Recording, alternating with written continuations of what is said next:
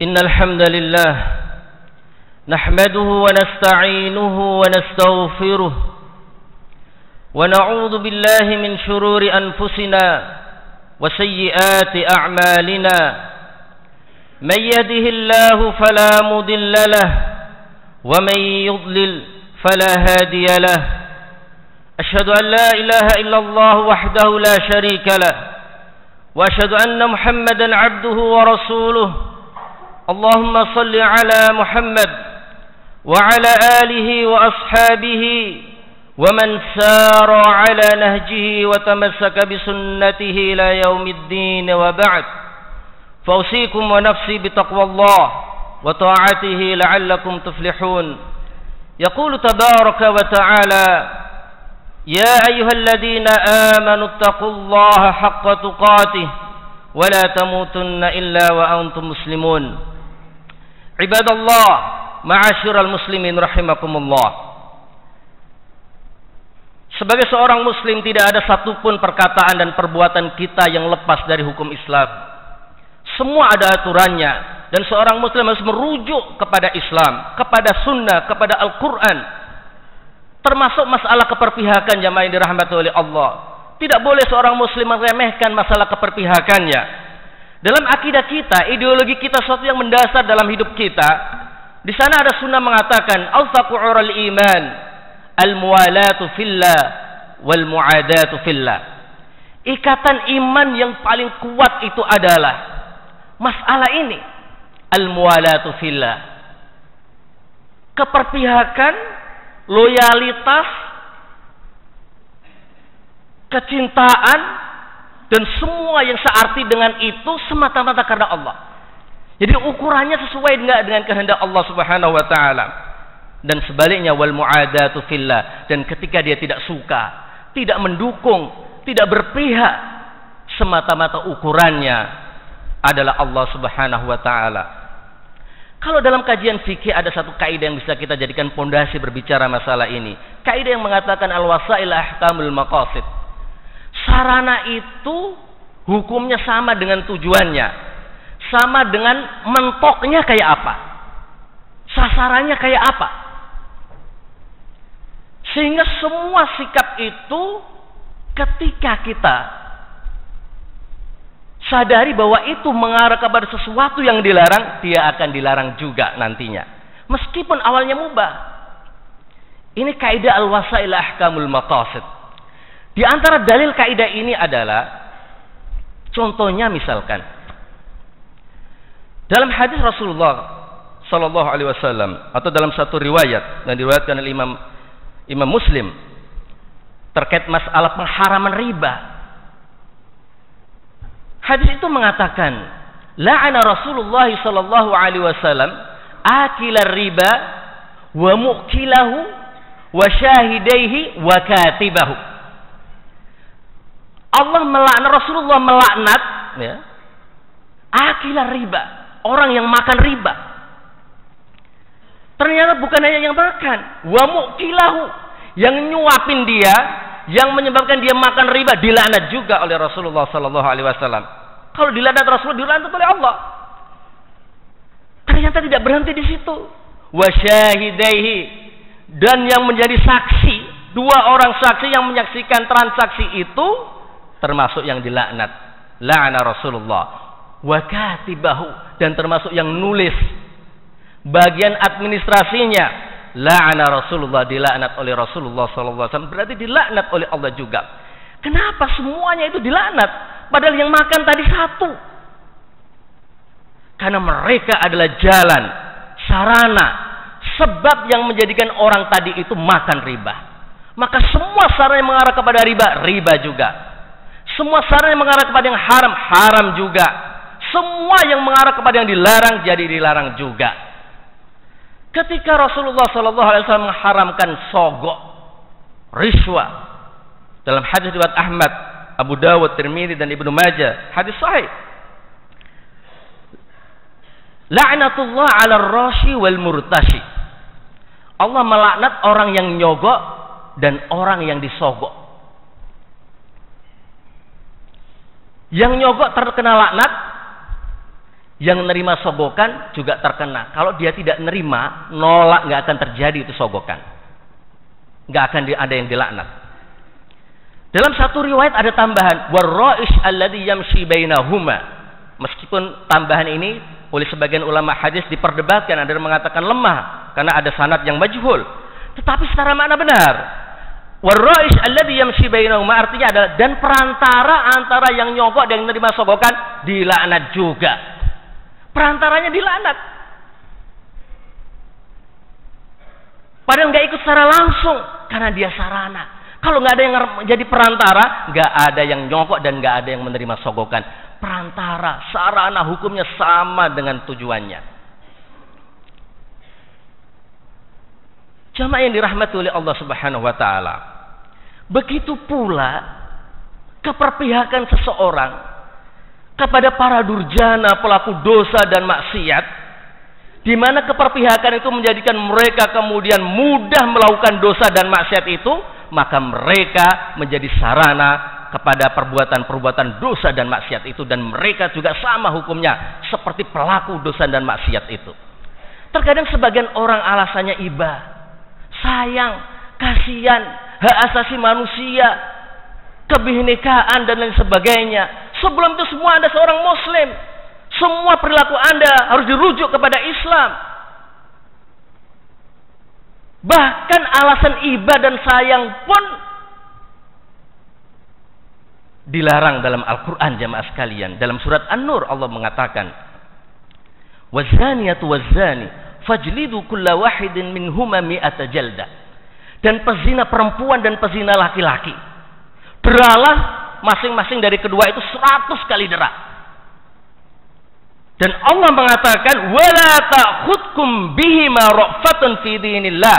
Jangan sekali-kali rasa belas kasihan kalian kepada mereka pelaku zina itu menyebabkan kalian tercegah dari menerapkan hukum Allah Subhanahu wa taala. Kasihan nggak boleh, iba nggak boleh.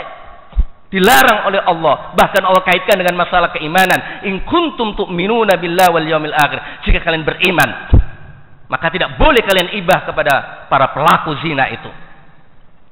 Makanya Rasulullah SAW sebagai kepala negara Islam di Madinah ketika itu ingin menegaskan masalah ini. Beliau pernah mengatakan, "Lau anna Fatimah binta Muhammadin saraqat laqata'tu yadaha." Kalau sekiranya yang mencuri itu anakku Fatimah, laqata'tu yadaha, niscaya aku sendiri yang motong tangannya. Orang tua terkadang kasihan kepada anak, tapi ketika rasa kasihan itu menjadi sebab tercegahnya hukum Allah Subhanahu wa taala, dilarang, jamaah sekalian, tidak boleh. Ada kisah lagi yang memperkuat masalah ini. Kisah tentang istri Nabi Lut. Dalam satu riwayat dikatakan istri Nabi Lut itu namanya Wali'ah. Riwayat lain mengatakan Walihah pakai hak. Terlepas dari namanya siapa, ada beberapa riwayat. Tapi kisahnya adalah kisah tentang penduduk Sodom. Dan ini nanti kita bisa mengambil pelajaran masalah keperpihakan. Kata Ibnu Abbas, istri Nabi Lut itu bukan pelaku LGBT. Ini pendapat yang benar.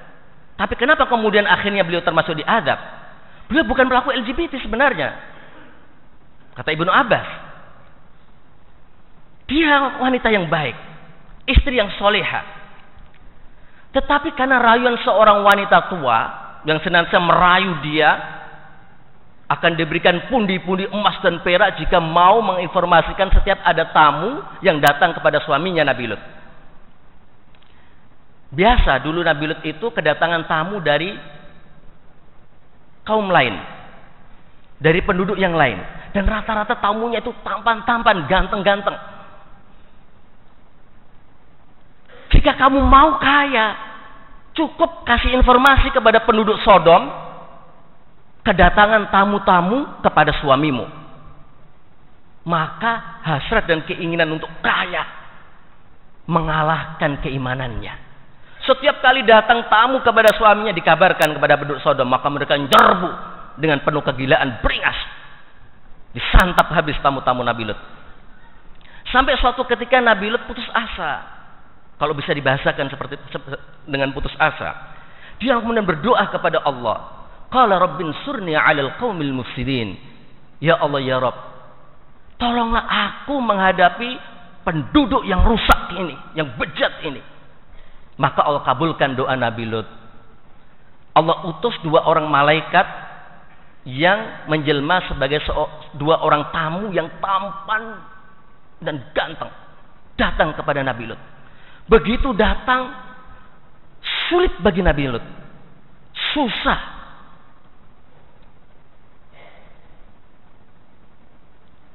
Kenapa? Karena dia takut akan terjadi seperti yang sudah terjadi sebelumnya kepada tamu-tamunya. Bahkan yang kali ini datang adalah tamu-tamu yang luar biasa tampan dan gantengnya. Maka istrinya ngabarin juga kepada penduduk Sodom, datang tamu. Maka mereka datang menyerbu. Mereka ketok-ketok pintu minta dibukakan oleh Nabi Lut. Awalnya Nabi Lut tidak mau membuka pintu. Tapi tamu-tamu ini mengatakan, qalu ya Lutu inna rusula rabbika la yasilu ilaik. Wahai Nabi Lut, kami itu utusan Allah, malaikat-malaikat Allah. Lan yasilu ilaik. Mereka enggak akan pernah bisa mengganggu kamu. Sudah enggak apa-apa, bukain. Maka dibukalah pintu itu. Maka mereka masuk langsung menuju ke tamu-tamu tadi itu dengan penuh kegilaan, beringas nyerang mereka. Tetapi ketika itu malaikat-malaikat tadi itu mengepakkan sayapnya dan dipukulkan sayap itu kepada para durjana itu, sehingga mereka seketika itu buta, nggak bisa melihat. Mereka merintih kesakitan, nggak tahu arah. Dan ketika itu Nabi Lut bertanya kepada para malaikat, apakah kaumku akan dibinasakan sekarang juga? Tidak. Waktu mereka dibinasakan adalah waktu subuh. Maka ditunggu waktu subuh, jemaah dirahmati Allah Subhanahu wa taala. Maka Allah mengatakan, fa asri bi ahlika bi qit'in minal laili wa la yaltafit minkum ahadun ila imra'atak. Pergilah kamu, larilah kamu dari negeri ini, dari kampung ini bersama seluruh keluarga kamu kecuali istri kamu. Dia tertinggal. Maka jemaah dirahmati oleh Allah Subhanahu wa taala, kemudian akhirnya di waktu subuh itu semua penduduk itu dibinasakan oleh Allah Subhanahu wa taala, termasuk istri Nabi Lut. Dalam satu riwayat, versi penafsiran yang lain, istri Nabi Lut itu diadab gara-gara apa? Dia sudah ikut lari bersama Nabi Lut, tapi dia noleh ke belakang punggungnya. Makanya ayat itu mengatakan wala yaltafit minkum ahadun, jangan salah seorang pun di antara kalian menoleh, yang menoleh akan diadab. Maka versi penafsiran lain mengatakan dia diadab gara-gara menoleh. Ini artinya apa? Kata para ulama, dia hanya iba, sayang kasihan kepada kaumnya, maka dia melihat ke belakang, mereka akan diadab. Jamaah dirahmati oleh Allah, di sini ada pelajaran tentang keperpihakan, iba, rasa sayang kepada para pelaku durjana, kemaksiatan, para pendosa. Sudah cukup menyeret seseorang, bahkan seluruh kaum kepada kebinasaan. Apapun alasannya, apakah karena materi, kekayaan, atau karena alasan iba, kasihan, sayang, atau karena intelektualitas yang kebablasan yang tidak pada tempatnya. Semua itu tidak dibenarkan, jemaah dirahmati oleh Allah Subhanahu wa taala. Mudah-mudahan kita hanya selalu berpihak kepada orang-orang atau sesuatu yang memang dibolehkan oleh Allah Subhanahu wa taala. Aqulu qouli hadza wa astaghfirullah li wa lakum wa lisa'iril muslimin min kulli dzamb. Astaghfiru innahu ghafur.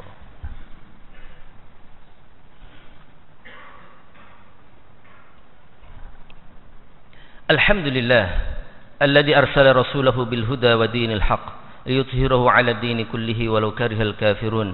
Asyhadu an la ilaha illallah wahdahu la syarika lah wa asyhadu anna Muhammadan 'abduhu wa rasuluhu fattaqullaha ya ibadallah. واعلموا أن الله أمركم بأمر بدأ فيه بنفسه وثنى بالملائكة المسبحة بقدسه فقال تعالى إن الله وملائكته يصلون على النبي يا أيها الذين آمنوا صلوا عليه وسلموا تسليما اللهم صل على محمد وعلى آله وأصحابه أجمعين وارض اللهم عن الأربعة الخلفاء الراشدين أبي بكر وعمر وعثمان وعلي وعن جميع الآل والصحابة أجمعين وعنا معهم بأفك وجودك يا أرحم الراحمين اللهم اغفر للمسلمين والمسلمات والمؤمنين والمؤمنات الأحياء منهم والأموات إنك سميع قريب مجيب الدعوات يا قاضي الحاجات ربنا آتنا في الدنيا حسنة وفي الآخرة حسنة وقنا عذاب النار عباد الله إن الله يأمركم بالعدل والإحسان وإيتاء ذي القربى وينهى عن الفحشاء والمنكر والبغي يعظكم لعلكم تذكرون فاذكروا الله العظيم يذكركم واشكروه على نعمه يزدكم ولذكر الله أكبر والله يعلم ما تصنعون.